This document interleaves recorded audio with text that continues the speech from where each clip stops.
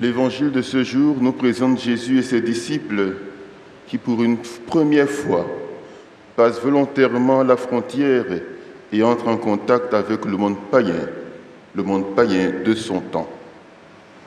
Là, il est confronté à un homme qui vit une situation dramatique du fait des démons.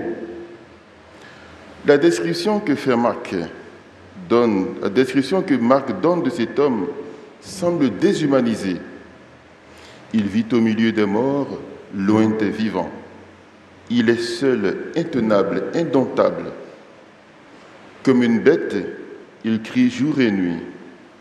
Pire qu'une bête, il se mutile. Ainsi décrit l'homme possédé et finalement dépossédé de toute humanité. Aucun homme n'a pu le libérer. La seule solution était l'enchaînement, mais là encore, une force surhumaine le fait rompre les chaînes et aller jusque sur les montagnes. Le mal qui ronge le possédé ne le met pas seulement hors de la société, mais aussi hors de lui-même. Sans entrave et sans entendement, il devient un danger pour lui-même. Son esprit et son corps en souffrent. Possédé, il ne s'appartient plus. Il est loin d'être libre. C'est un homme voué à la mort. Il vit déjà dans les tombeaux, au milieu de la pourriture des ossements impurs. Le porc, animal répugnant, impur pour le juif, les porcs sont sa seule compagnie. Il n'a plus l'apparence d'un homme, mais il le demeure pour Jésus, qui bientôt lui fera retrouver sa dignité d'homme.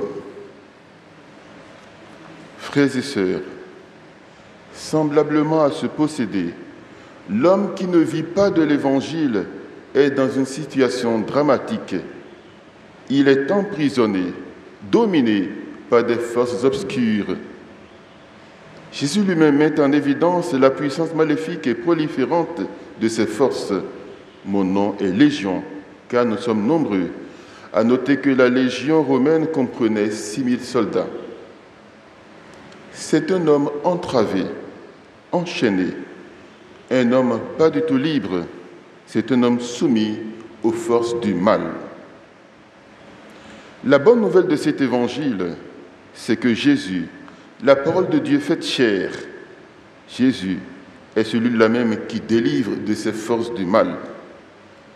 Quelle que soit sa déchéance, l'homme peut être radicalement guéri et transformé par Jésus. Comme on le voit avec le possédé de l'Évangile, les 1000 passions qui le déformaient, la légion des démons qui l'habitaient, eh bien, ils sont tous vaincus. Jésus est plus fort. Il est plus fort que les forces mauvaises qui avilissent l'homme. Mon frère, ma sœur, quelle que soit l'emprise du mal dont tu fais l'objet, quel que soit l'attachement à ce péché précis qui te tourmente depuis des années, ce péché que tu traînes, croyant que c'en est fini pour toi, tu ne peux plus en être délivré, cet évangile t'est adressé individuellement, personnellement. Jésus est encore capable de t'en débarrasser. Invoque-le et il agira. Prions, frères et sœurs, prions pour tous ceux qui sont encore d'une manière ou d'une autre sous l'emprise des puissances du mal. Qu'ils croisent sur leur route Jésus qui libère pour que leur guérison et leur salut soient totales. Comme vous l'avez remarqué, chers frères et sœurs, Jésus a réintégré le possédé guéri dans la communauté des hommes. Cela, bien sûr, a un coût. Le vaste troupeau de porcs qui va se jeter dans la mer.